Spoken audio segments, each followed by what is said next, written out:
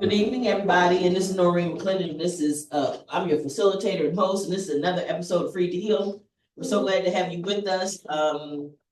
We missed you last week, but glad to be here this week. I have a topic, but also I wanted to give Mr. Pike an opportunity. He said he wanted to talk about prejudice, and I don't know specifically what he wanted to talk about, but I wanted to give him the floor. Small kids play together, they don't give a shit what race they are. And what makes them change? Yeah, taught. I believe. I believe it's definitely taught. In fact, it's crazy because just before coming here earlier today, I was reading an article of a high school where the kids in the high school formed a swastika and took a picture of it. And, you hear the adults saying, good for them, and, and all this, and it's being investigated as a hate crime. And people are like, what's the crime? What's the crime? But kids are taught that kind of thing. It is not natural that you would automatically, based on the way somebody looks or anything, whether you're tall, short, whatever, that you would just dislike somebody just because of what they look like or whatever. Or even religion, because people are prejudiced about a whole lot of things. A lot of people don't like Mormons. Did you know that? Oh yeah. Whatever. That again, religions, there are so many things that people used to be prejudiced about, their biases. Yes, ma'am. So when I was, when we moved on 113 off of Broadway,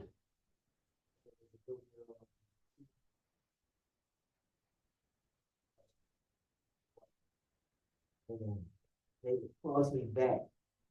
In hindsight, it was when that lady used to come out, and the lady had to be in her 80s. Sure that she would be like, why is she playing with that little nigga girl? She came up, but they used to always cross me back across the street when they would be able to be bringing her out the house.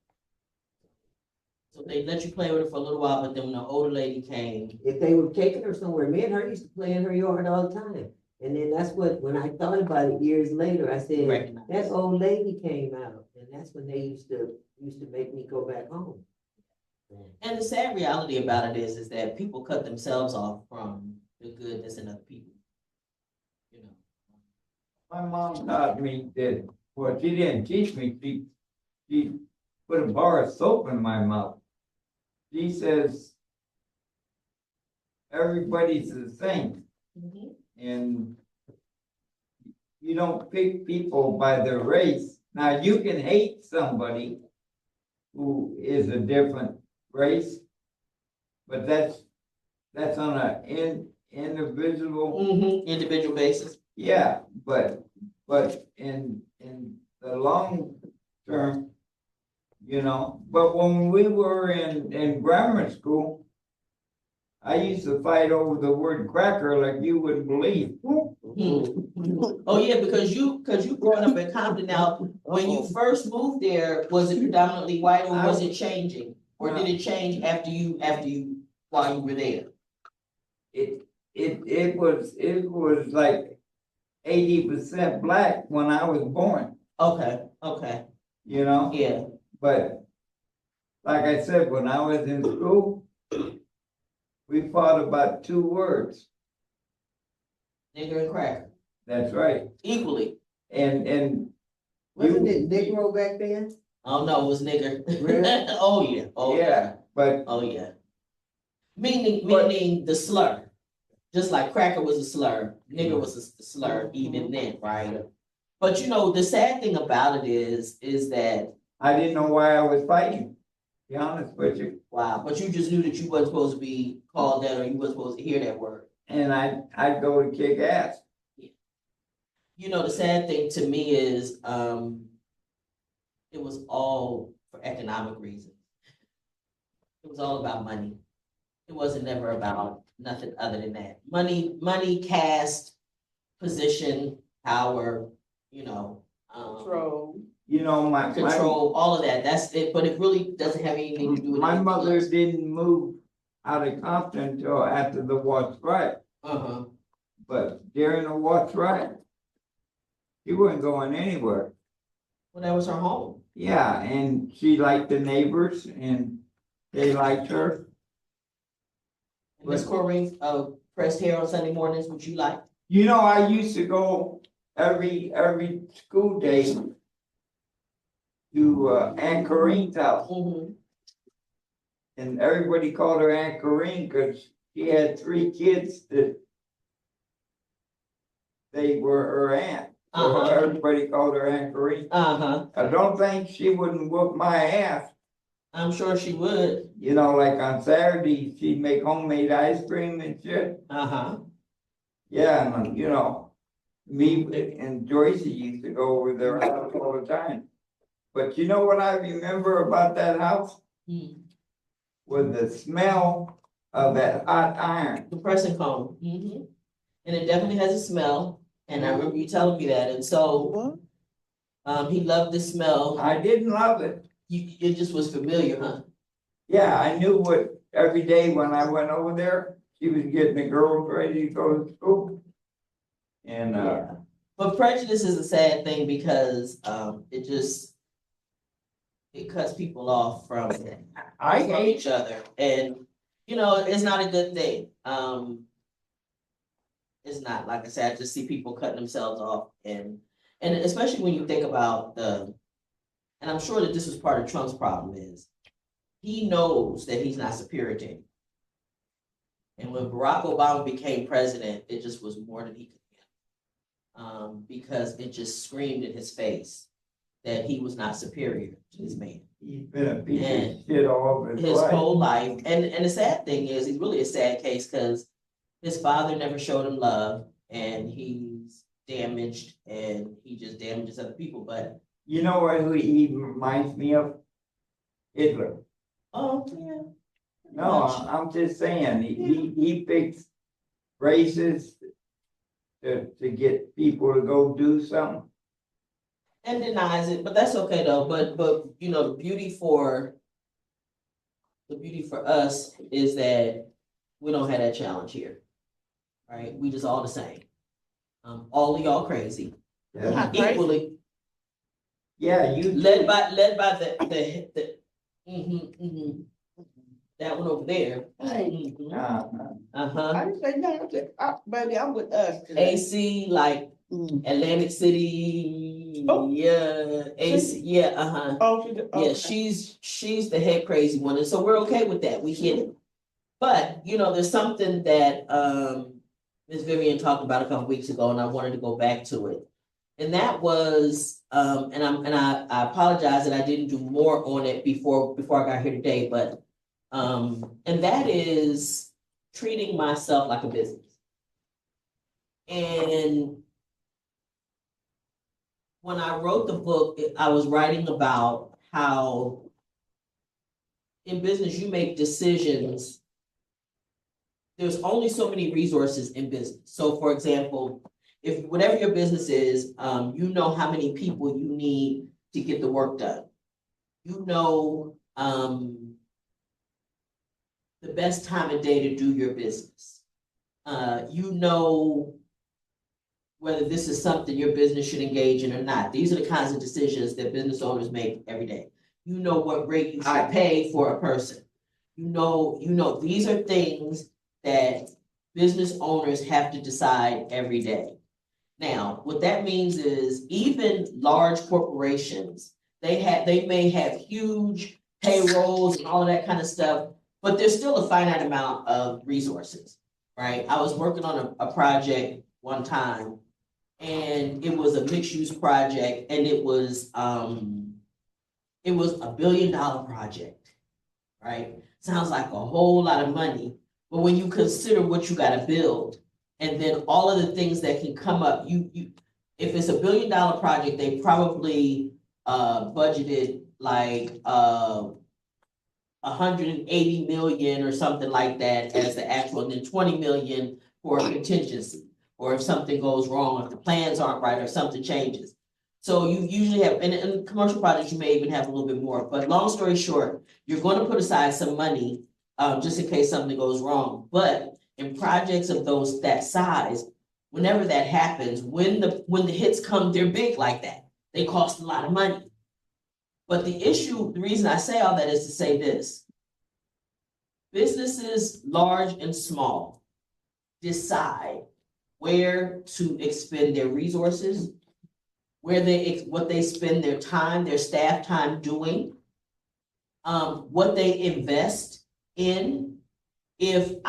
So one of the things my mother was big on was technology, because she said she worked for AT&T and she watched them downsize a whole lot of jobs out and never miss a step.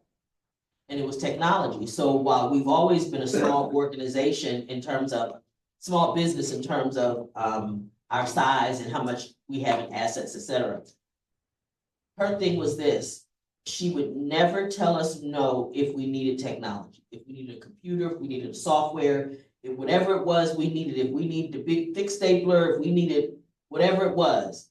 She always made sure we had that, because she knew, again, she watched AT&T downsize its people and never miss a step.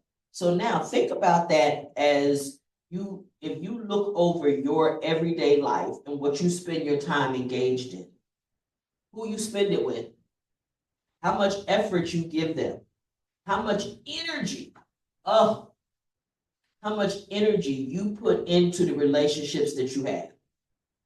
And then you got to ask yourself, is my business thriving? Or is it just operating? It's just in existence. Or is it bankrupt? Because it depends on the day. And that may very well be true, right? When you do that analysis, right? But my hope and dream for us is that we begin to do the evaluation up front. How do you pick the stores going this month? We had so some stores, we have people who do leasing. There are people that do that for a living. So let me just pause for those people, kind of bring people up. We're in a space in a shopping center that is my pride and joy. It took me 25 years to get it built, but it is built nonetheless. And we have CVS, Panda Express, Fat Burger, dentist office, Starbucks, Yogurt Land, Little Caesars, Wingstop, Whopper Grill, Cricket, Chase Bank, a supermarket. So anyway, it's a very nice shopping center. And so what happens is that there are people who do nothing but lease or find tenants for shopping centers. Now, the beauty of this project was when I first started it, all those years, like I said, it took 25 years. There were not a lot of businesses that were interested in coming into the community. And through that 25-year period, we became an emerging market. A nice term for, poor people spend money too, right? When we first started, it was also a prejudice thing, because they don't want things in Black and brown communities. They don't want us to have nothing. That's the thing that I always find so amazing about the really, really wealthy. They don't want poor people to have shit. But if you think about how stupid that is, one thing the pandemic showed was that they don't do nothing.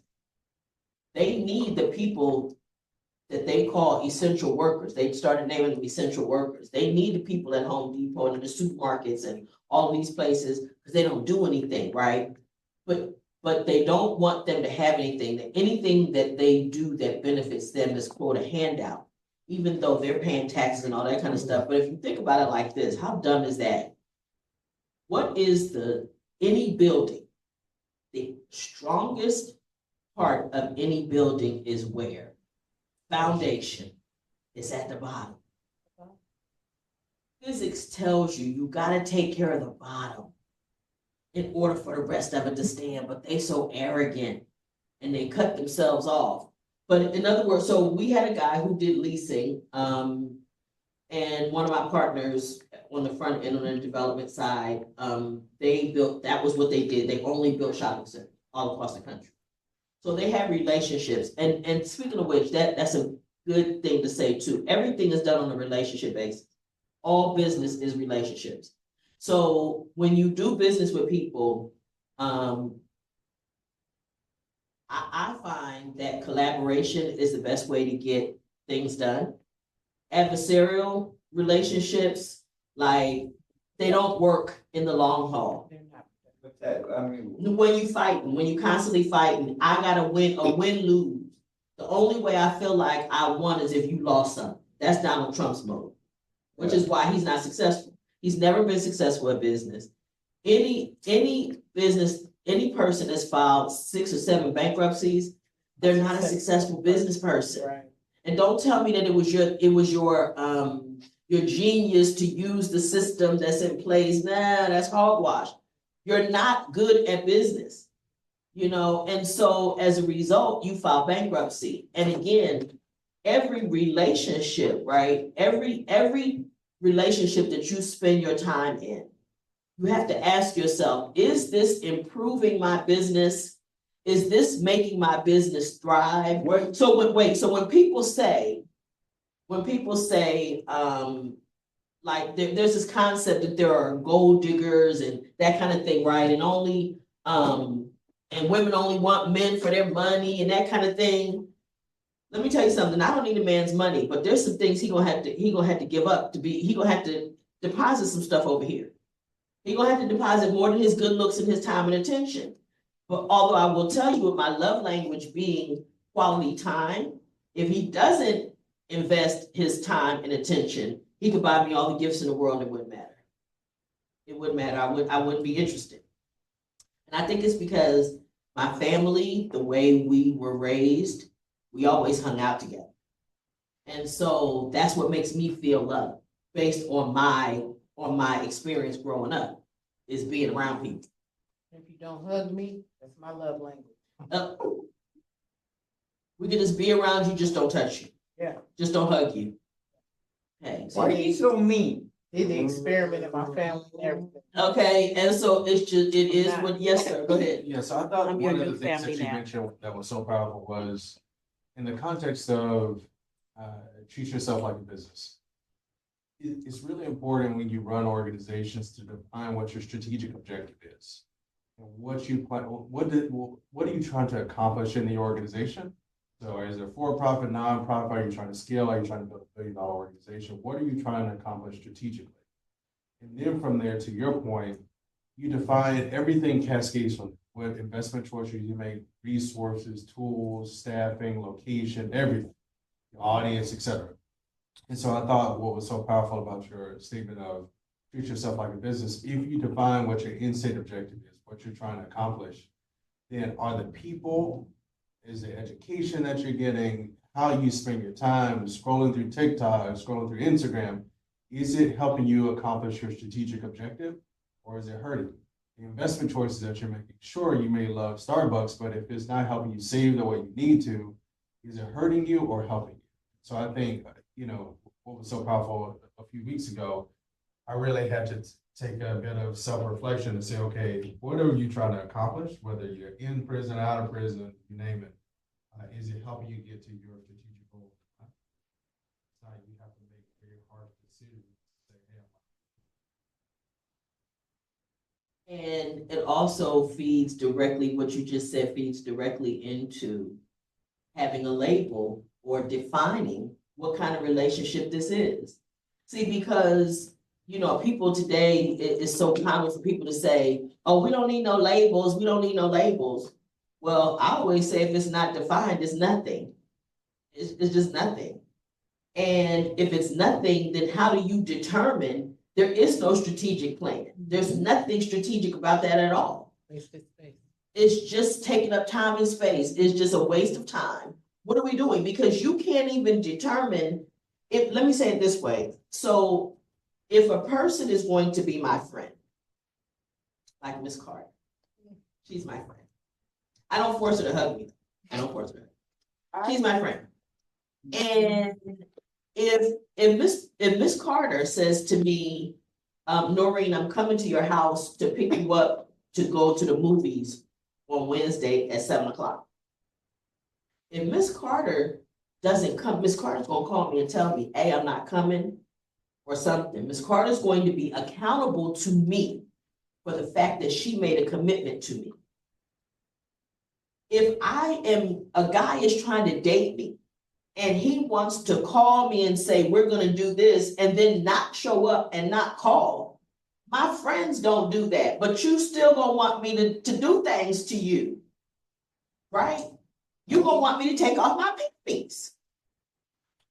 And so, Do some stuff for stuff.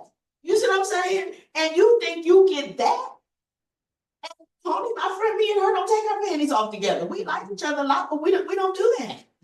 How do you know? But I Because think, me and Tony friends and we don't take our panties off around each other. Told you they don't. That's how I know. Because me and Tony are friends. Right? Yep. But so why, and this is the crazy thing to me, if you think about it. The most intimate thing you can do with a person, people are okay doing that without knowing where they live, the other person lives. Some of them don't know their last name. They don't know nothing. And then worse, they will do it unprotected with no birth control. And then have the nerve to have kids under them circumstances. What the heck? It was cool. believe We in had abortion. fun. Let me and listen, and now all of a sudden they principle. Now they don't believe in abortion. They pro-life. Bitch, you tripping. Because let me tell you something. I was watching, it's so crazy. I was watching Cam Newton, ex-football player, Oh, has please, a podcast, right?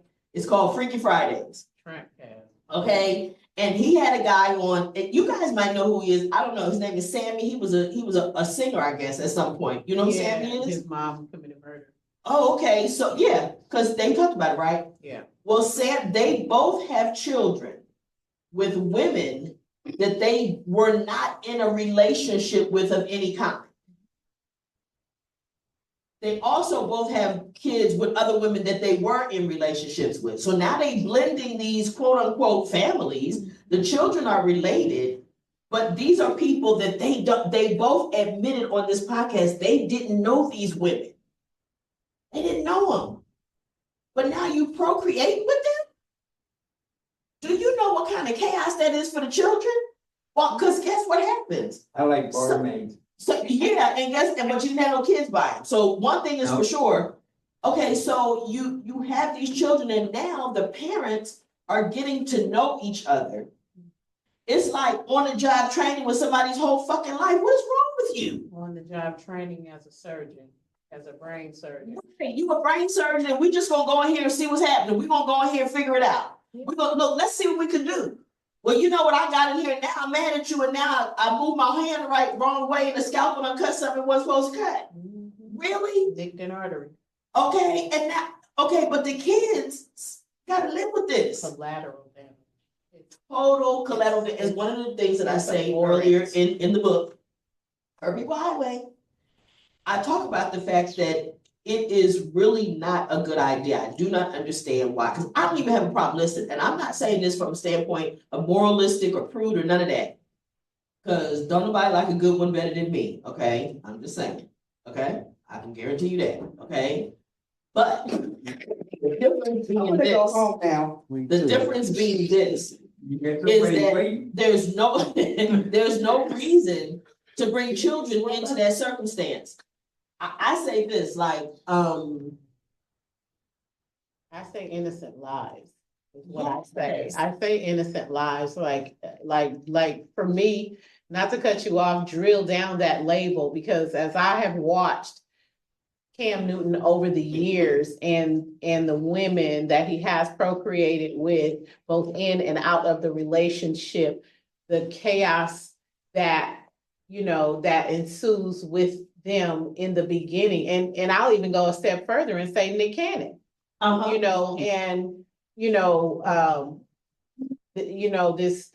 this communal tribal, it's abhorrent, and it's another way to tear our communities down. It is because, again, the children are collateral damage, They because are. a lot of times, like, it sounded like in Sammy's case that the woman that he had a child with, she's not angry with him. But oftentimes, the women are angry that it didn't turn into him wanting to be with me. Yeah, because he And- broke. Right. Yeah. I mean, and I don't know them from the man on the moon, but a lot of times you can't be angry when, you know, if you know his story, then you know that his mom is either bipolar or schizophrenic or has a double entendre in her mental health. And so she killed an innocent person who she thought was following her, who just happened to be in the car behind her, right? So there's some serious mental impairment. But his mom is probably the biggest reason why his career did not take off like it was supposed to, because he has a beautiful voice at the time. But I know plenty of women, they're not mad at the lead singer of the Dells, at the Laker player who was on the bench who only lasted 4 years in the league, or you know, the guy who didn't make it, because they don't have no money. But I rest assured, if that man has some money, it changes the stakes if most of them cannot get their hands on that the way that they want to. And the tragedy is this, is that you have no right to require anything to demand anything you didn't require up front. This is again why you need to understand what it is that we're doing. So even if we're just gonna be, because again, I think two consenting adults can consent to whatever they want to consent to. If we just sex partners, okay. But then what I know about me, because I know me, which is what I'm required to know, I know I can't do that regularly. In other words, if I'm gonna have a person that's just for sex, I gotta limit how much I'm doing that.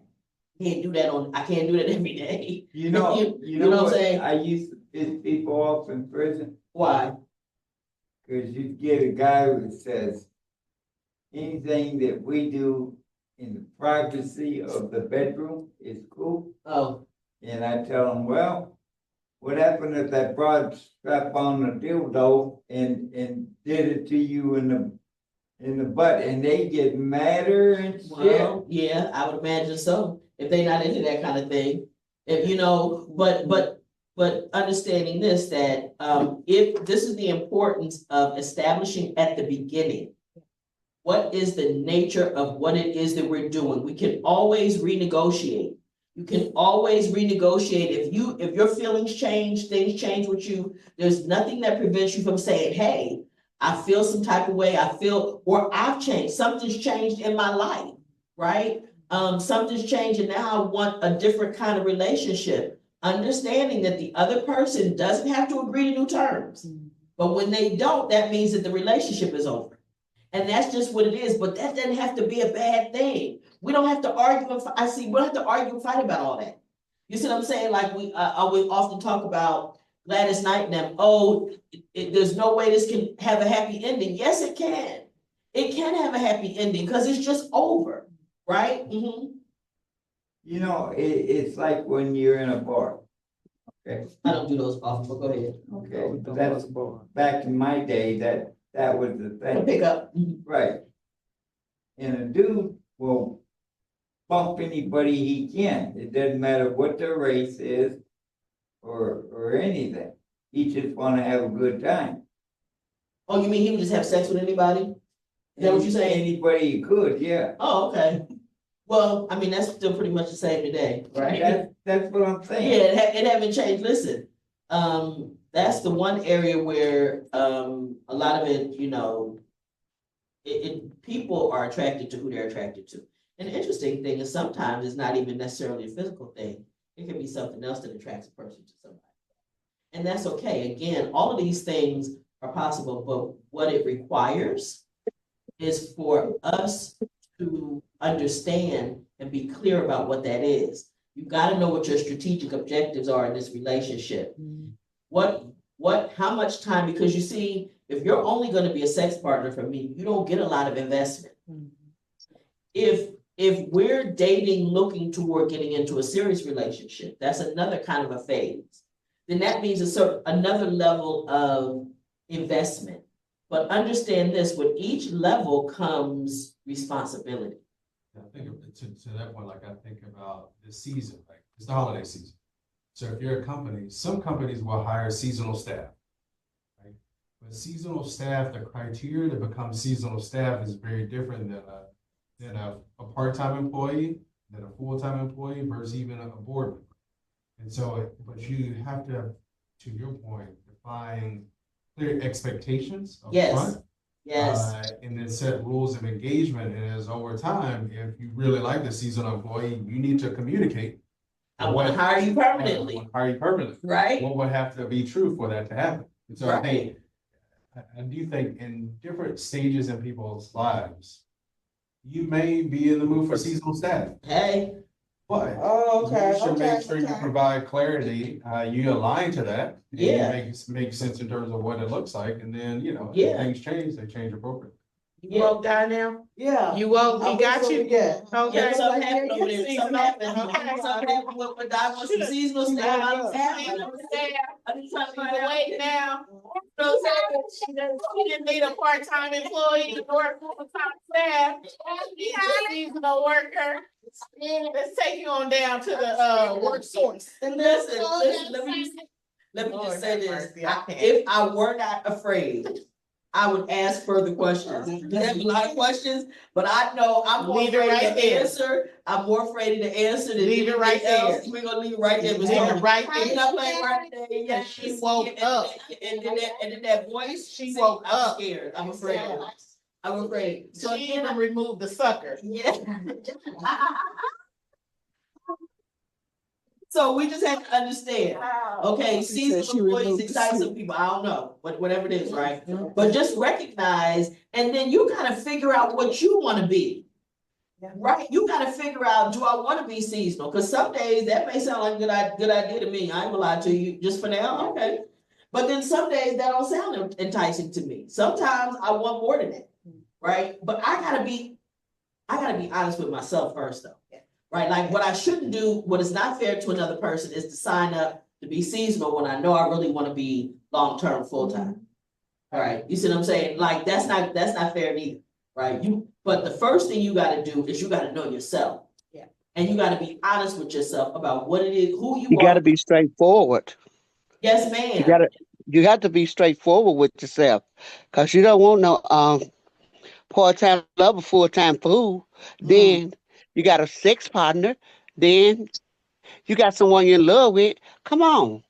If you come in being straightforward, straight to the point, hey, you don't deserve the ups and the downs, whatever, you know what I'm saying?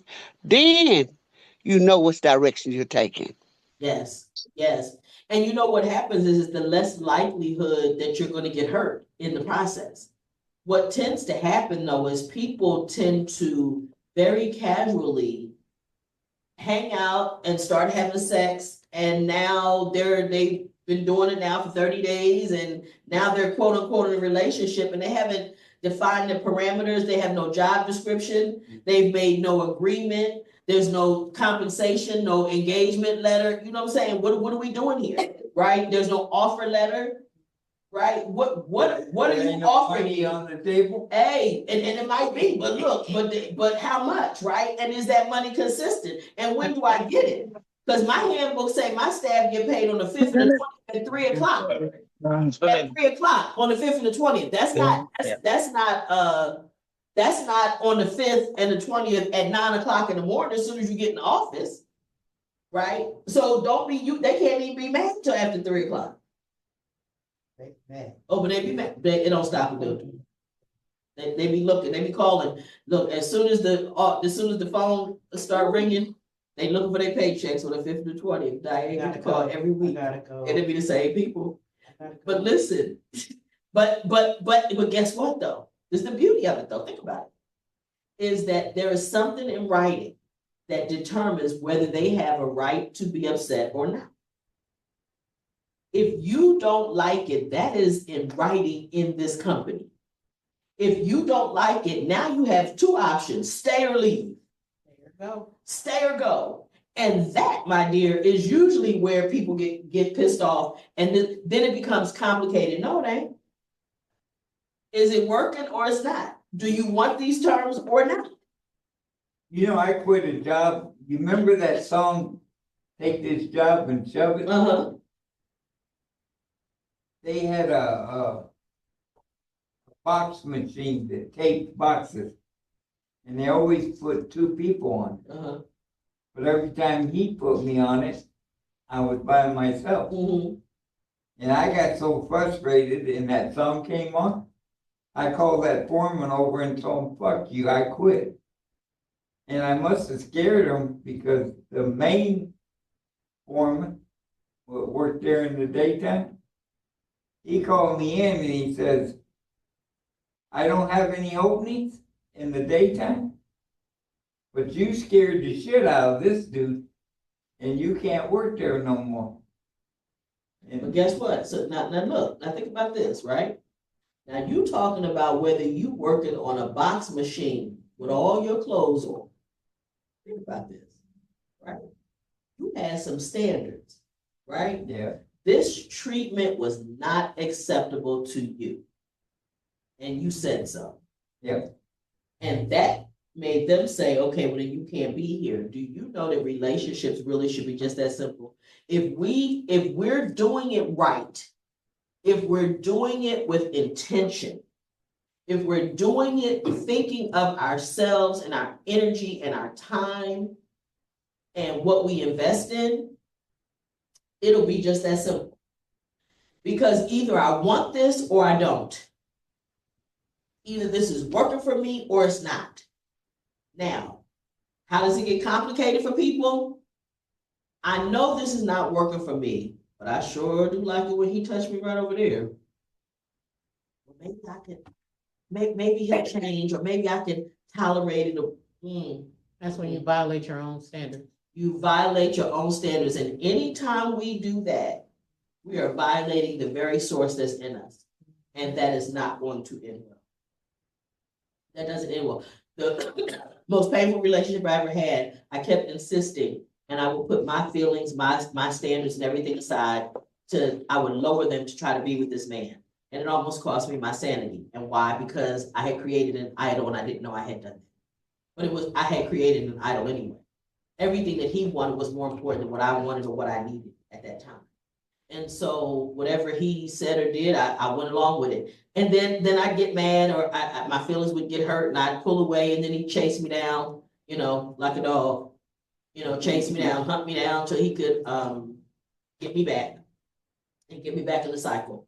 But at the end of the day, again, if you got to look at what you're investing in, and I love the strategic plan and strategic goals, because every business has to have them. If you don't have a plan for how much product you're trying to sell, if you don't even know what that is, how do you know how many people you need? How do you know how much to buy to make the widget that you're trying to, how do you even know? But we go into, think about that, into relationships with the most intimate thing we can give somebody, which is us. And we do it casually, with no agreements, no nothing.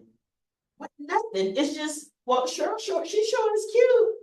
And that's enough. Right? And it's like, but then we have the nerve to get mad. And like I was thinking back to Cam and Sammy, right? These children are growing up. These are real human beings whose parents don't even know each other. They're having to get to know each other while raising them. And all of their bumps and bruises, all of their trial and their errors, the children pay for that. You know what? And that's not fair. And that's not fair to the children. You know what I hate? What? You drive up to a light, right? And the car next to you, it's got this music saying that women are whores and bitches. Some of them are. That's beside the point. No, but Some of them are. But I'm But you talk saying, about the kids in the back. I know, yeah. But guess what? But it's no. Let me say this. That is a bad thing, right? But there's also things equally as bad, right? Like when I think about all of the people that I know who come out of very religious homes where the trauma is equally as bad, right? Everything is Lord Jesus, this and that, and all that and everything. And they're taught that their natural things are not natural for them and they should squash it. In other words, there's more than one way to violate a child's mind. And you can do it in cussing and carrying on like that, or worse, the families where the parents are so busy concerned about their money that they're not loving on their children. Or under the guise of the Lord.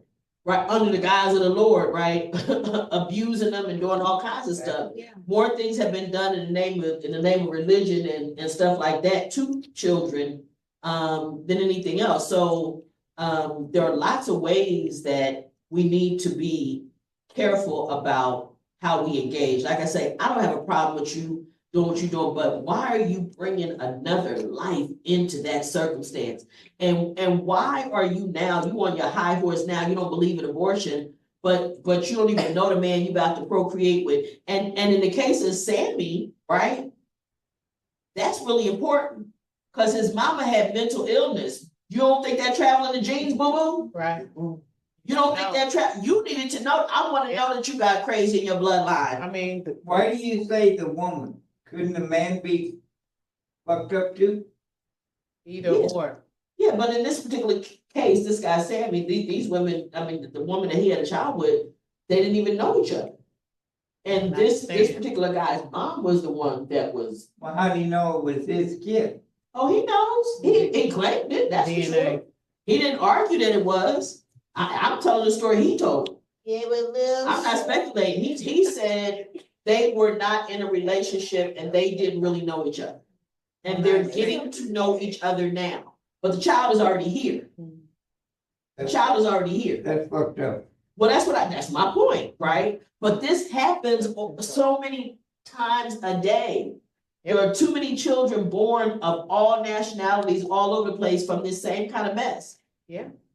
From the same kind of mess. I mean, yeah. I mean, it's all over the internet. You know, it's sometimes it's almost impossible to escape it. You know, and it becomes one of those reasons where you just put your phone down. What's his name? Leandro Ball. Trapped between two women, and the one who took him from the other one is now on the internet saying the child is 6 days old in this world and still hasn't seen his father. Yeah, but you get what you pay for. Right. You know, but you wasn't seeing his father for 6 days at a time. exactly, So what is your you point? know, So you think it's gonna be different because you had a child with him? See that, and these those are the ones that get angry, right? Yes. And then Yes. create chaos with Yes. that father and that Yes. child, You see which it. I will You tell see you, it I don't so care much. how good your support system are. Children need both of their parents. I don't Yeah. care. Listen, They needed both of their parents to get here. right, exactly. Just to prove, right? Further proof that they couldn't be here. What would just No matter one. how mad you are Right. at the baby daddy, the ex-husband, the It took a man and ex-wife. a woman to make a baby. Yeah. It took both of them to Yeah, it get took here. both of them to get here. Right, Period. and they need them, because listen, my son was very blessed. He had brothers, he had grandfathers, he had coaches, he had acting coaches. You know, he had a lot of men that poured into him, that genuinely cared about him. But his father was in and out, and that affected him.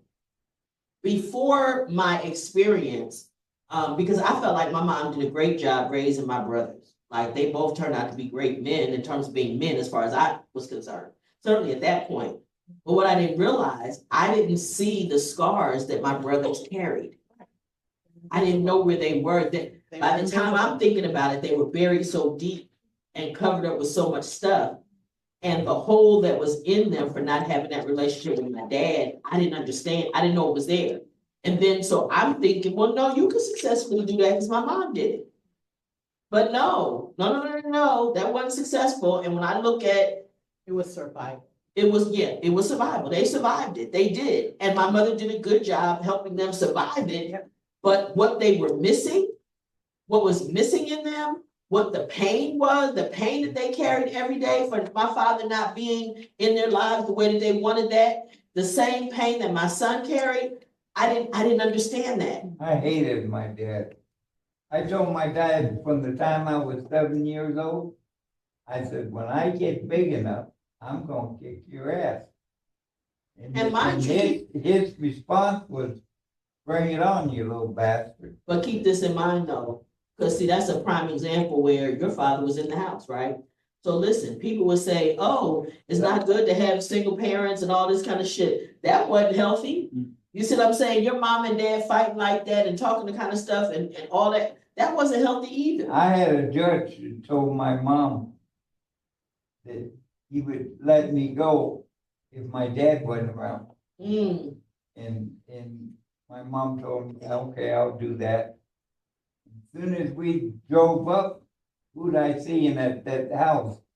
Your dad. Yeah, sitting in a big chair.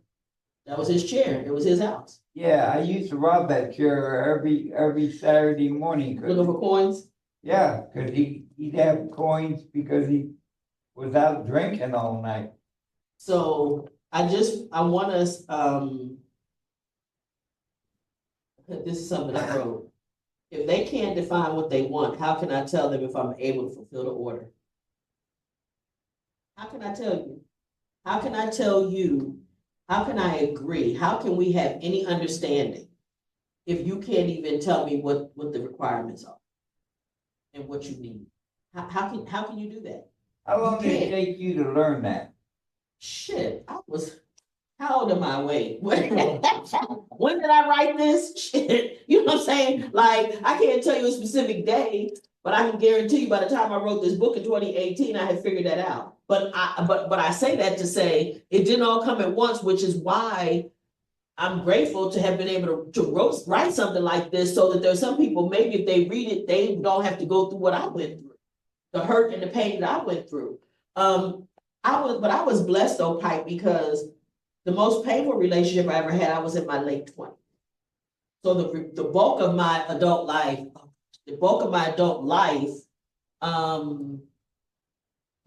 I was clear about a few things. One is I didn't do open relationships. I knew I couldn't handle it. Meaning that you get to see who you want and I get to see who I want. Oh, no. That don't work for me. Why? I'm too spoiled. I want what I want when I want. I want to hear that shit about you can't today. If I call, motherfucker answer. My baby some pepper. Okay. Baby pepper? Okay, I don't know. It's okay. It's okay. But we're just saying. Filing with the seasonal workers. Yeah, we're gonna put that in the file. So my thing is, and I realized this was a tragedy for me though, I think, Pike, is I knew what I didn't want. I didn't know what to require. That took me a longer time to figure out. Everybody, I think that's a great analogy. Everyone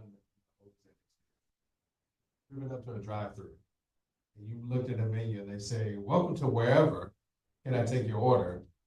And then you're like, at some point, you have to tell them what you want in order for them to fulfill it. Isn't that the truth, right? At some point you got to figure it out. But guess who got to figure it out? You, right? And you can't be mad at me because I'm not giving you what you want if you haven't told me, okay, do you want curly fries or regular fries? Well, what are we doing? What are we doing, Di? What are we doing? Curly fries. Okay. What are we doing? Because Diane asked that, what are we doing? I need to know what we doing. What are we doing? Where you at? What are we doing? Where you at? What are we doing? And if you don't know, see, because again, it's not even about what you want to do for me. I'm more concerned about what you expected out of me. What kind of withdrawals you trying to get over here, right? Whether or not you made enough deposits to get the kind of withdrawals or not. I just need to know. Have you invested? We out of that. We don't have that. We don't have that sandwich. No, you. Oh, damn. to go home. Oh, wow. Wow. It's getting deep over here. But it says bar. Wow. Yeah, it does. It does. So I'm trying to figure out why you can't fix what I want to fix. So let me just tell y'all. Lord, had jig- Oh my gosh, we don't even have that on the menu. Mm. Oh, damn. Okay. Wow. Well, that's good to know. Baby, can I get out? Can y'all just let me? I'm just, sorry, I'm just here taking up space. Cause listen, no, I'm not gonna be able to fool with you. But guess what? You also not getting none of my damn money neither. Nothing else. You understand? And nothing else to go with me. You see what I'm saying? And that's fair exchange. But you're gonna wait in that line until. Well, that's okay. But see that, before you but that's, finish it. but guess what? That was my fault for getting in line, not knowing that what I wanted wasn't even on the fucking menu. I had no business being in Jack in the Box looking for a Big Mac. But I got it. You understand what I'm saying? That's the fuck you get. If you had a went to where you know they had it on the menu. But Burger King now has tacos. You want But I that? did get a buy any primary at the place. At the place. So listen, this just Hey. the short story, right? So me and my son and Diane go to a play. Now the people, you know how they had little menus with whatever drinks that they make. These are the few drinks that they make. Of course, this one was really for me, I think. Too. But anyway, We they both didn't had it. have it wasn't on it, right? So the lady behind the bar kept saying she's walking around looking for stuff. She just walking around looking, and I see people go out and come back and come. Hey.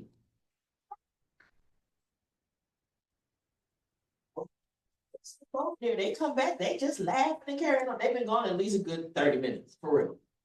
And it's like from here to the door, it's not like.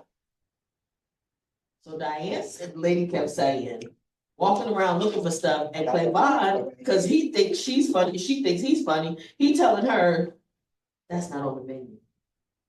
She said, but it's same bar. And then they laugh at each other as if that's funny. Meanwhile, I don't have a drink of any kind. This is what I'm still waiting for a cocktail. But other people are snipping away, it's just, and I have nothing. Because Diane and Clavon are entertained by watching the lady walk back and forth. See, for me, because then Diane finally explained this the other night, that the lady had the juice in her hand. She had the juice in her hand. And the vodka was right over there. I said, well, Diane, why you didn't tell her, come here, baby. Come here, bring the juice with you and come here. Because this is what I'd have had to do.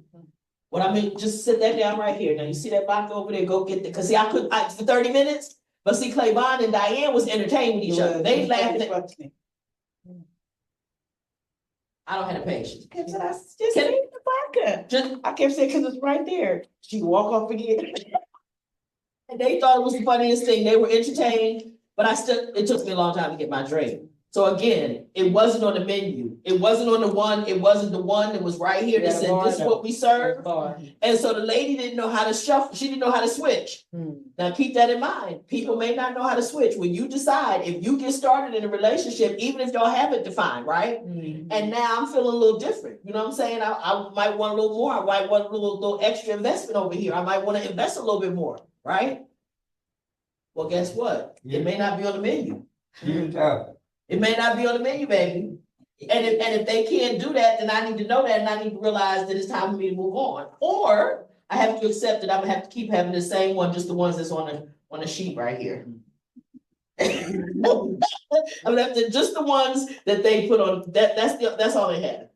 And guess what? And I can't be mad at them because they told me when I walked up to this motherfucker that this is what they do. That's why they wrote it on a piece of paper and put it up there. Died. That's why they put it up, because this is what we do. We know we do this. All that other stuff you talking about, Miss Di? They had it. But that's not what they did. Yeah, but they had it. They did have the stuff. Right there, baby. I just stayed in the vodka. Well, wait, but what's killing me is she let him keep going back, let the lady keep walking back and forth. I'm saying, why you didn't just tell the lady, come here, baby. Let me help you. Let me help you help me. I did 2 times. I said the vodka right there. She like, no, that's not what I said. I said you're supposed to come here, baby. Let me walk you through this. Right? Because I could you too busy laughing at Clavon. Go in the back one more You time. too busy laughing at Clavon. Did you want? It was, what was it? Vodka with cranberry and a splash of pineapple? Yep. Yeah, that was probably for me. That was for me. That sounds like a weird drink. It tastes delicious. And give me a little twist of lime. Yeah, double shot. Anyway. Beside the point. But again, I think that's really good though, is that if that's not on the menu, you need to know that up front. You need to be checking. So like, and I'll give you an example, a real live example of my life. My husband was irresponsible when I met him. And I knew that. I knew he was. But it didn't bother me so much until I had a child. And once I had a child, now this child needs a stable environment. And we cannot go from place to place. This kid needs somewhere to grow up at. So you're gonna have to be responsible with your money. But by this time it was too late. The kid was here, it was married, you know, and of course I had to let him go, right? I had to divorce him because I felt like I would never get ahead and I would never have anything as long as we were married, because anytime I saved some money, he had a crisis. And that meant I had to pick up the slack on the bills because the bills could, his portion, whatever he's supposed to pay, wasn't getting paid. Well, I got a certain standard that I gotta live by. I gotta have lights where I live, I gotta have a refrigerator, I gotta have a stove, I gotta have hot water. I need these things. It's some basic things I gotta have where I live. And so because of that, that means I gotta pay for those things. And if he didn't pay, if that's what he was supposed to pay for, then I had to pick that up. But I knew that he was irresponsible. And my mother said to me, because we went and got married on a Friday in the courthouse. And she was actually out of town. She was like, oh, I gotta go to a board meeting in Chicago. Why? Because I called her, will you go with me when I get married on Friday? She's like, I would, but I gotta be in Chicago at a board meeting. So my mom wasn't there. But then when she came back, she said, well, you just married a baby. It is what it is. You just married a baby.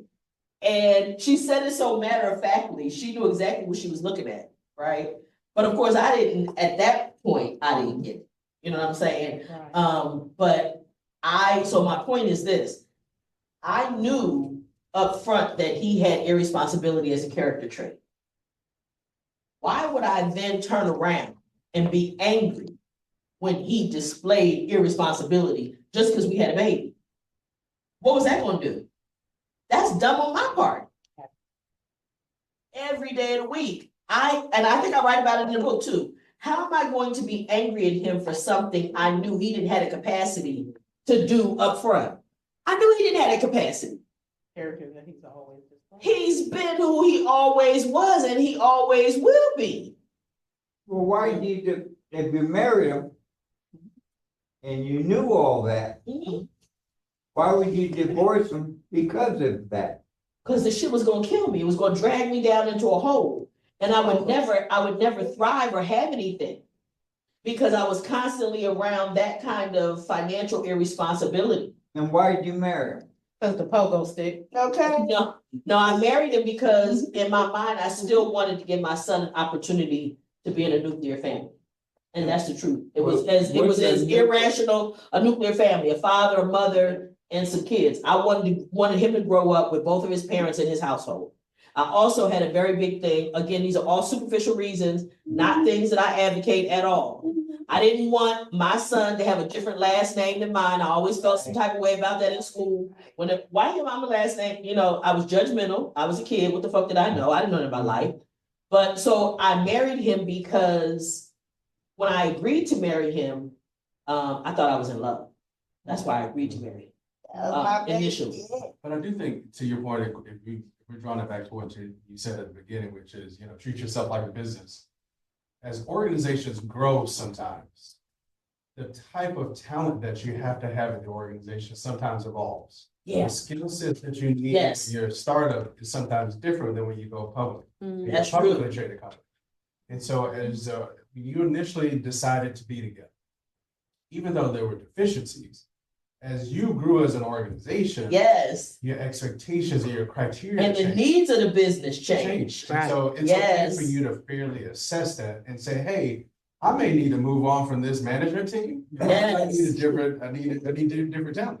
Yeah. Because it's a different evolution of the business. Yep. So there's nothing wrong with that as long as you clearly call it out. I think your point is fair. You shouldn't be mad about it. You should just be very clear and understand that that's the state of the state. It is the state of the business. It's the state of the business. Got it and now, it is what it is. You got it? You understand now? Because that's what it is. And that's exactly what it was. Right? Because honestly, it's crazy because and I think everybody here can understand this. just because a person makes a mistake doesn't mean they should have to pay for that same mistake every day for the rest of their lives. That's Right. why And certainly I this never had a group kid. can understand it, right? I get it. Certainly this group of people should be able to understand that, right? And so because I made that mistake, of course, now keep in mind I was 19. Hell, I know, right? But that didn't mean I should pay for that mistake for the rest of my life. Right, And it didn't mean that I should subject my son to that either, right? right. And if you listen to my son, he had a very stable upbringing or whatever. He didn't go hungry, or any of those things. So, But you did have to make some personnel changes. I had to make some personnel changes. I had to make personnel changes. You and no it is longer what work it is. here. You No longer work here, sir. know, your services are no longer needed. It's so funny. I have and this is another thing, right? That's why people are Sometimes- scared of you. Sometimes less is more, right? No, it's not. And Yeah, it Miss HR, you can really appreciate this. You're gonna really appreciate this story. So I have a colleague who we have served as her fiscal sponsor as another nonprofit. And so when she's had to let people go, she wants to go into all. I said, nah. No, ma'am. California is an at-will employment state. It is as simple as this. Your at-will employment at this organization will be terminated effective immediately or effective tomorrow. That's it. That is the, if I have a check for you, there's a check that constitutes the last hours. This was vacation you had. Hit, sign, that's it. The more you go into, the more you open yourself up for the very thing that you're trying not to have. And that's where, what they call closure. Closure is bullshit. It ended, it's over. Case closed. That is closure. That is closure. That is exactly closure. Yeah. But this conversation, this long drawn out explanation is for the people who unwarranted. still want the relationship though. Yes, it's right? absolutely unwarranted is- in the business relationship. Knock it the fuck It is off. totally unwarranted. Yes. It is not working. This is not where we are, right? It is Can- over. Let me walk you out.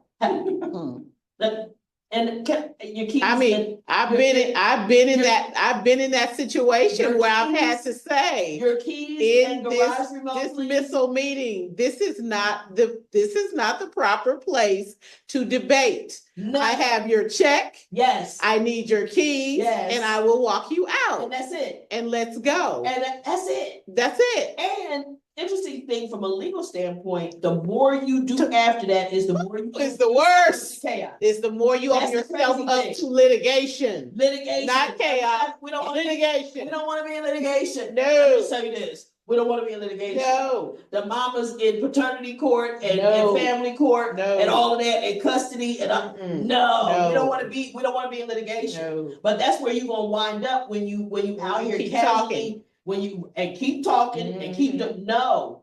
Okay. Yeah, the reason it be like that when I first got here. I did. Yeah. But Anthony. Oh, yeah. Well, okay, sometimes a person had to be let go, and I just wanted, because I didn't trust this person that I was firing, I wanted a witness. And she just happened to be there. Just like throw it into the office right now. Yeah, y'all, come here. You should always have a witness. Absolutely should have a witness. You should always have a witness. And you know what I'm But you saying? should also explain the rules of engagement to your witness. Well, you need that, no. You are here to witness. Yeah, she, no, Not I didn't talk. give her no explanation. You. I just told her, you come in here, office. just sit down, y'all come, and he was totally shocked, but he needed to be shocked. I was See, he didn't need to have ready for preparation time. Preparation, right. He didn't need to have that. Yeah, We just had a understand. whole company-wide meeting and he didn't know he was being terminated. I Oh, That's why understand. every time he started talking in the company meeting, I kept trying to cut him off, cause She did. it ain't gonna matter to you, cause you ain't here after this I week's was over anyway, dying right? of it too. I said, every time he tried to say something, I worked. Through the whole meeting, the whole company meeting, everybody stays.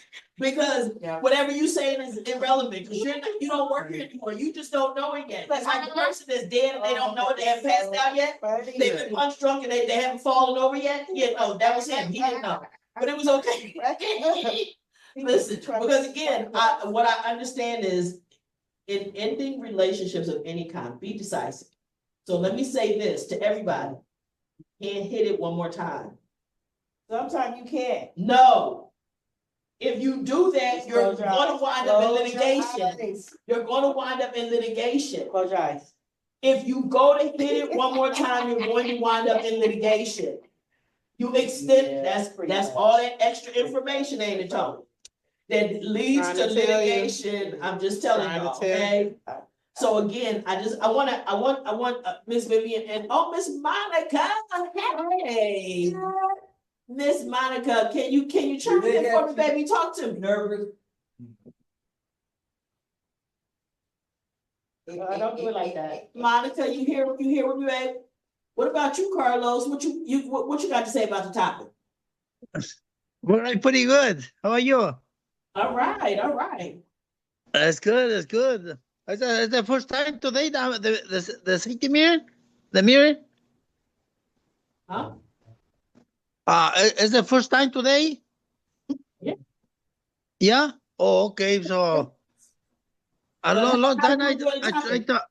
I tried to put it on the same and the same thing. No, I didn't see it. I didn't see Oh, last the. week we didn't have it. Last week we didn't have it. Oh But yeah. let me find out. Let me find out what Monica has to say about our topic tonight. Bye. Bye. Hey, Thank you. good evening. First, Good I want to evening. say hi, Noreen. Welcome. It's Hi, so good to honey. see you. Likewise, I'm I'm really, really, really happy to see you. I'm happy to But be here. I don't know. I was just kind of, draw from the topic, and honestly, I kind of get away from that. My little dog. I kind of walked away with just analyzing my relationships. And that is my everyday relationships with people that I work with, Yes. people that you know what I'm saying, like looking Uh-huh. at them saying I'm pouring into this relationship, but I'm not getting out of it Mm. what I want. And it's on a professional level in a lot of cases. These are people I work with. Yeah. So I'm looking at it like, well, man, do I tell them I would like for you to do this, and this? Yes. Or do I make the assumption that we in this field together, we in this work together? You know what I'm trying to do and my goals. You know my goals for the organization. You know my goals for this, for that. And it just I don't know. But then I was thinking, I got a little stuck. I was like, so when do I stop? When do I stop Great question. pouring into relationships, whether they be professional or otherwise?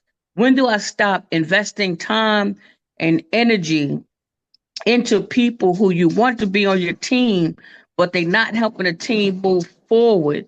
They're not reaching a goal. They obviously don't feel as passionate about the work or what you're doing as you do. So, yeah, So I'm that's so that's glad that's the question you came up with. That is awesome. yeah. Let me tell you when you stop investing when there's no return. When the return Mm, is not what the business needs. okay. Okay. When it's not, if the position is an administrative position and they're not able to handle the administrative functions that you need, it's time for you to find somebody else. A lot of Mm, times, because we have been in compromised positions and we're empathetic and we're compassionate and mm, we want to help people, we want to help our employees, we want to do all those things, but the business suffers when we do that. So when they're not able to function, get rid of them sooner rather than later. mm, Sooner rather than later. That is the mm, same thing in personal relationships. Because there's somebody was asking, when do you know when to end a relationship? When it's not working. When you mm, know it's not working, and then you ask another question, very important. Do I tell them to do this, and this, or do I assume you tell them what you need, and then you give them an opportunity to perform if you're trying to salvage the relationship with them? But I will say to you that that has to be based on their skills and what they can contribute to the business. mm, They don't have, like my ex-husband, he didn't have the capacity to do what I needed him to do. There was no sense in me giving him a remedial action plan. mm, He didn't have capacity. He wasn't qualified.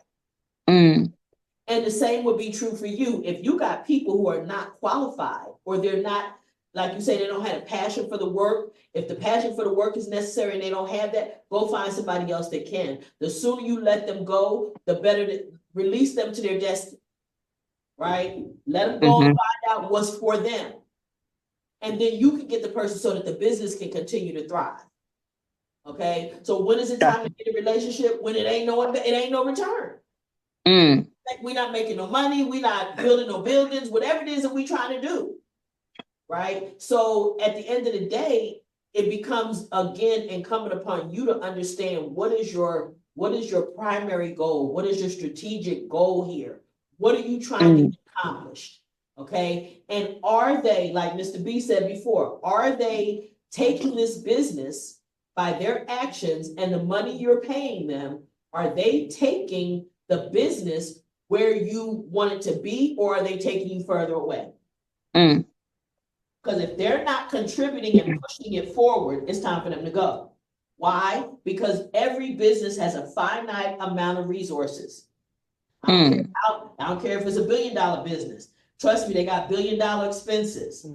Okay, so at any point that this person, this service is not cutting and producing what we need is when it's time for it to end. And that is whether it's a personal relationship or not, or right? So the compassion you feel, and like I say, particularly in I find it with people who have been incarcerated, there's this tendency to want to give everybody another chance because, and it's understandable because you needed a second chance. You needed somebody to give you a second chance, and you would want that. But there are those of us that didn't have that and still do the same thing.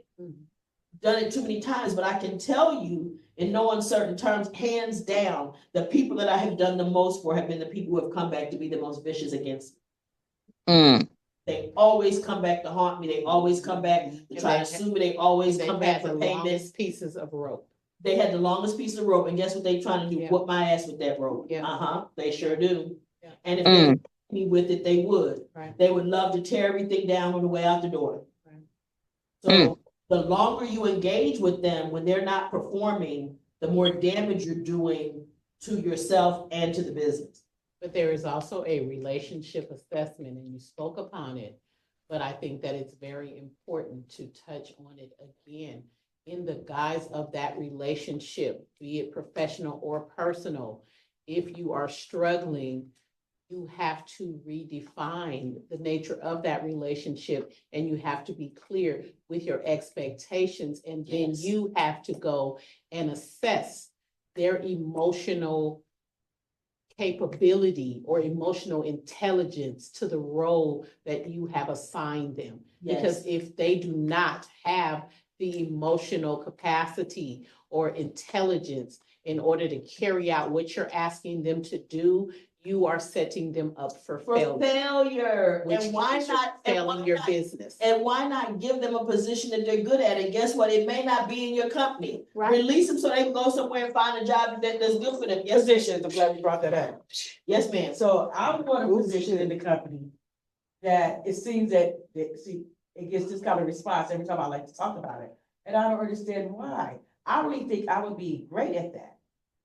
I think I got it down packed. I really don't need too much hands-on training with it, right? I think I got it. I know how to answer the phone. I know how to say hello. Excuse me, you need some help. I know how to do those things. I'm gonna tell you this one. You ain't gotta do all that. See that tone? Let me explain it to you. I know. I'm gonna explain it in a language you can understand. No, because I'm ready to go to my position. The rate of pay that I pay you. Oh, damn. Go there. Excuse me. The rate. Hello. Yeah. What I pay you is way too expensive. They don't make that kind of money. You have to take a cut and pay. Okay. Right. You want to take a cut and pay? You know, see this. The team started that. And a demotion. And a demotion. A demotion. You're right. And a cut and pay. And I do. And I would have to do that. And I gotta think long and hard about that. Now it don't look as appealing, huh? So this is the thing. Not as okay. So listen. Oh no, this is an ongoing joke, right? So I have a senior building, and there are people that sit at the front desk because we was trying to keep the prostitutes and the drug dealers away from the senior citizens, right? So 24/7, we have people sitting at the front desk, and they have to get people's ID when they come in, right? But I didn't say shit. Diane wants to sit and work at the front desk, but guess what? She wants to work a 6-hour shift. We don't have 6-hour shifts. We don't have that on the menu. There's no 6-hour shift. It's 8 hours and a half hour for lunch. We don't have a six, okay. I have other things that I pay her to do, that I need her to do, that she wants to do during the time that I need her to be doing what I need her to be doing, which I pay her. And now I understand she wants to do it at the rate of pay that she's making. Cause I'm still do all my jobs. And I'm just saying, I don't pay them that kind of money. Cause they don't have to have the kind of skills that she has. And so, yeah, you cannot have that job. But you don't like how we put all this on tape. How about we just talk about the fact that you overqualified? I really don't like we put all this on tape right now. Okay, it's okay. You listen, I was minding my own self business over here. I was minding my, and you decided to air the business about the I did. I heard position and I came over. You heard position, and yeah, and so see, and if you would have left it where the left leg was up here like that, the right leg was down there position, you'd been all right. But no, you want to go to some other stuff. Can I ask you a question about the transition? Yes. I agree that when you know it's time to move on, you should. But I also believe in building a transition plan. Okay. So making sure that you document what that person does for it. Let's say if it's in work context. Mm-hmm. What do they do? What are the processes? What do they manage? How do they log in? Because you remove them from the organization. Sometimes they actually do more than you realize, and there's a big chasm, and it can actually hurt the business even. So do you feel like there's anything wrong with having a successful transition plan, even let's say in a personal context?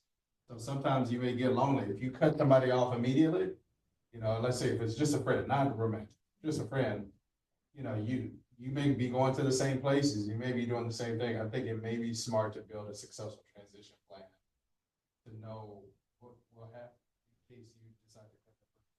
Okay, so in theory, that sounds great. And even in as longtime executive director in my position, right?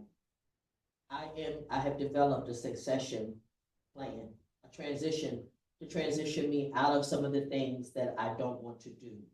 I've been working that plan now for a couple of years to transition me into other things. But that's only it only becomes an issue when there has been so much value added in that person.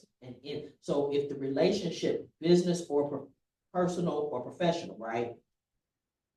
You only need to look at that when there has been so much added that you could actually lose some. On the other hand, what happens is, in a lot of instances, people hire somebody and they only been there a couple of weeks and you can already see, oh, this ain't gonna work. Oh, yeah. Right? A couple of months. They show up acting crazy, Tony, after 2 weeks, and then you see it and you know it. It's time just to cut it off sooner rather than later. I just bring them in. Okay, tell them that I'm gonna mail them their check. Yeah, the check's in the mail because look, 72 hours worth of pay. So again, it is understanding the nature of the relationship, right? You got to understand what we're doing because guess what, right? You can be in a business and even in personal, where you have a lot of things entwined. You got property, you got kids, you got whatever, right? So now we got insurance, we got a kids. What all these things? What are we doing? Whose insurance are the kids going on? All of those decisions need to be made, right? I will also tell you this: very rarely, I can't even think of an instance in over 30 years of employing people that I terminated somebody only to find out they were doing more than I. It's never happened. More than anything, I found out how little they were doing for the money that they was, like how much they weren't doing what they were being paid to do. So I would love to have that experience. That would be fabulous. Sign me up. No, actually not. I actually terminated someone that I found out they're doing more damage. Yeah, more damage. Yeah, that I've had that experience. Okay, I have that. I just wanted to clarify. Yes, you're right. More damage. Certainly not more work or anything to build the organization. I certainly have never had that experience. But I have that. Checking. I have had that experience when you're doing more damage, and also on a personal level, right? Yeah. So again, I think it is a matter of how much value added do they have? How much have they helped to build? How much has their investment meant to the company, to the relationship or whatever? Then you gotta look at transitioning. But those are things that you need to decide, I say, even before you speak to the other person about it. Like, I would never not have that kind of an assessment before I went and told my company that I want to transition out. I didn't even, when the thought occurred to me in different ways, I never said a word to them until I had an idea of how I could make it easier for them to transition it. To fire you? No. Initially, I thought I wanted to just retire. Then I realized as I thought about it more, actually, it's not so much that I want to retire because there are things I still enjoy doing. Mhm. There are parts of my job that I really still enjoy doing. It is the grind of housing people that look like y'all. What are you talking about? All of y'all Good looking. that look like y'all. What? Good looking. Yeah, the good looking people. What? Yeah, yeah. Housing y'all ain't the easiest thing in the world.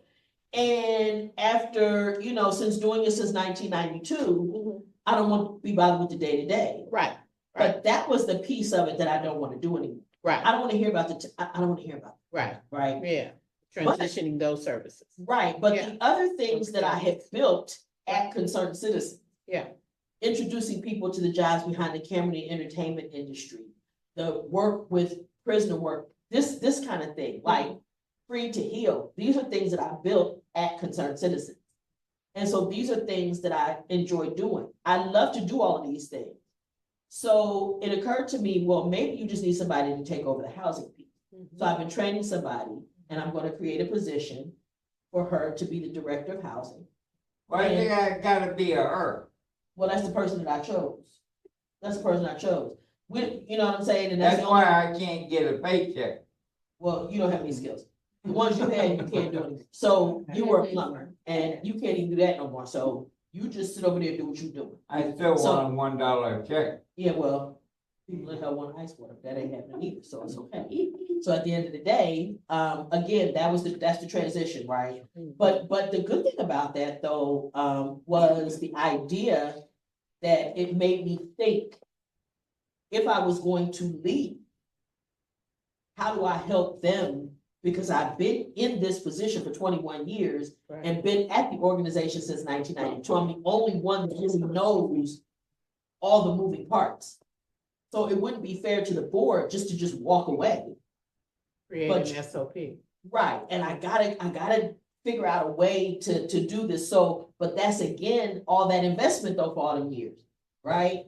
That them investing in me and me investing in them, right? It was a fair exchange, right? They paid me on the 5th and the 20th regularly for years. And I took that money, right? So that was a fair exchange. When ain't one of us mad. But if it comes time for me to say I'm done, then I would do that too. But I just figured out a way to maintain something that's important, which is institutional knowledge and institutional history. I can keep that in the organization, be here and be that for the staff that are gonna take over that piece of it. And at the same time, still, be here to do the things that I enjoy doing. So in whether it's a personal relationship or not, if it's going to depend on how much you've got invested in Twine, how much energy how much have you invested, how much, and all of those things matter, but when you come, and that leads to 5 steps to personal peace. And the first step is, let me do it slow. So I'm gonna show them that. The first thing is you got to know yourself, or whatever entity you're making a decision based on. You need to know what their capacity is. You need to know what they can do. You need to know what the parameters are. You need to know what their strengths and weaknesses are. You need to be able to determine whether or not this move is going to be to further them to where they want to go or not. But all of that has to take place before you ever make a move. You got to know what it is that you're doing. Know who you're making a decision for. Amen. And then you determine what your position is based on a set of circumstances. And at that point, this is where Ms. Monica has to tell them, and this is what I need for you to do. I need you to do A, B, C, and D. And I'm giving you until this date to get A, B, C, and D done. Now all Ms. Monica can do is wait and see if A, B, C, and D get done by that date. If they don't, it's time for Miss Monica to say, it's been real, but it's time for you to go. Because you have already verbally expressed your expectations and what you need.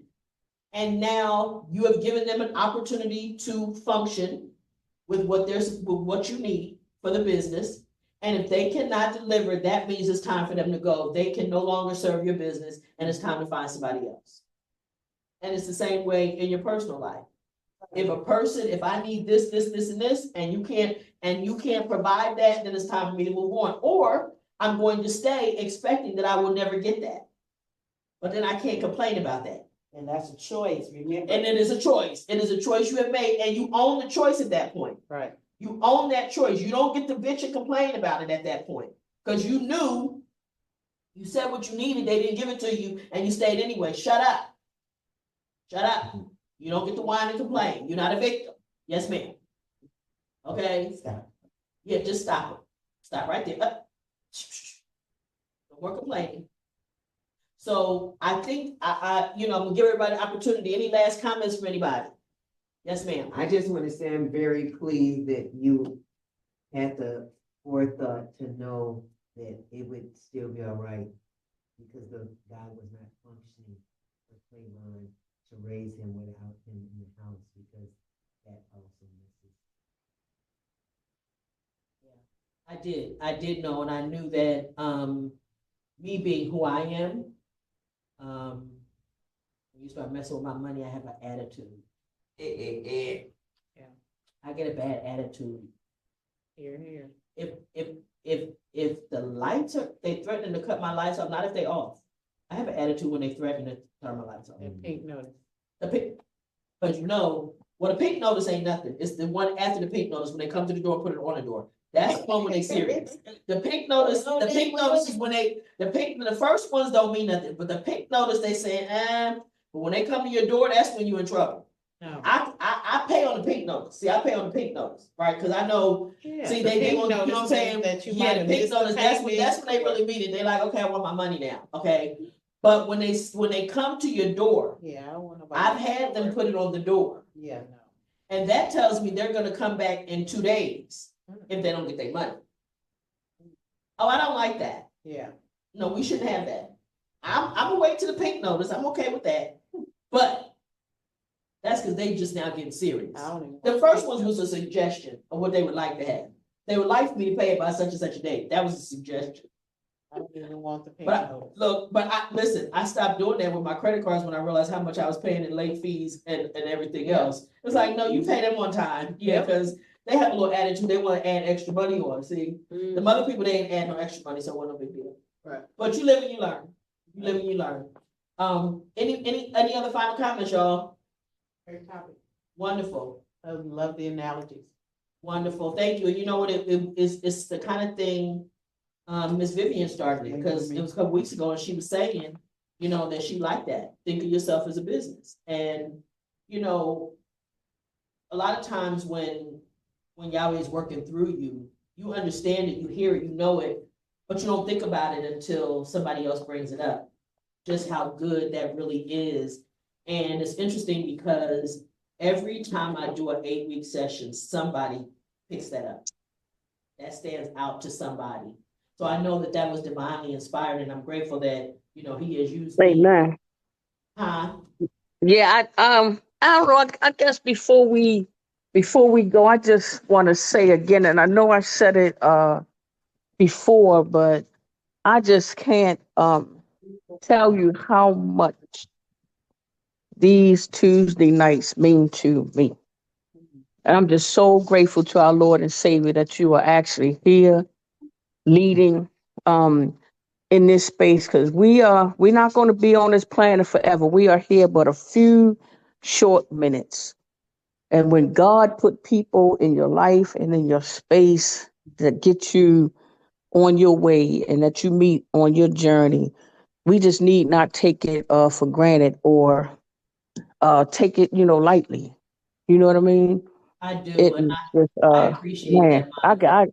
Girl, sometimes I just be on here, I be so full, my spirit be so full, I just want to cry.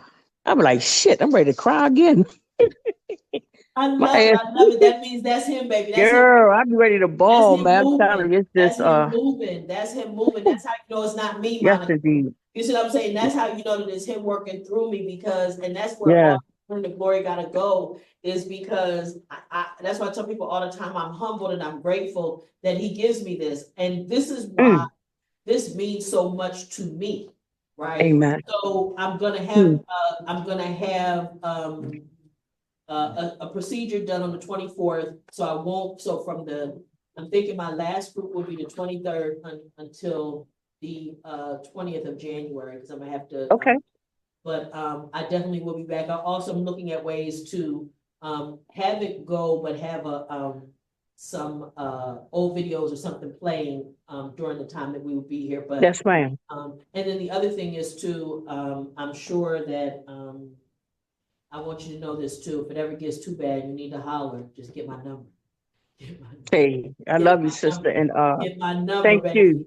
You know what I'm saying? And Thank I you. Thank you. appreciate you. Thank you. And of course, I want to say thank you to Sister Cheryl to keep me Yes. plugged in. Sister Cheryl always makes sure that she sent me that link as a little cue and a little reminder because a few times I had gotten caught up doing some stuff. I say, damn, I missed Yeah. my Tuesday group. But what happens is when God starts to move you in a certain way, you won't forget. You Yeah. understand what I'm saying? Yeah. Nothing gets in the way of that thing. That's true. Once you grab a hold to it and you where you're supposed to be, you don't. It's you understand what I'm Yes, saying? I do. I So do. yeah, And that's thank you again, awesome. Sister Cheryl, and thank you, Noreen. Thank you. Absolutely, absolutely. Well, this has been another great session of Free to Heal. We come here every Tuesday with the intention to heal the wounds from mass incarceration, as well as any wounds that we brought from childhood or anything else, because we just want to be better people. We want to be better for us and for the people in our lives. And we're blessed every time we can get together. And you can check us out, or check out our YouTube channel with our videos of previous sessions, Instagram, Facebook. Leave us comments. If there's a topic you want us to talk about, let us know. But otherwise, we'll see you guys next week, okay? Have a good one. Bye. Bye.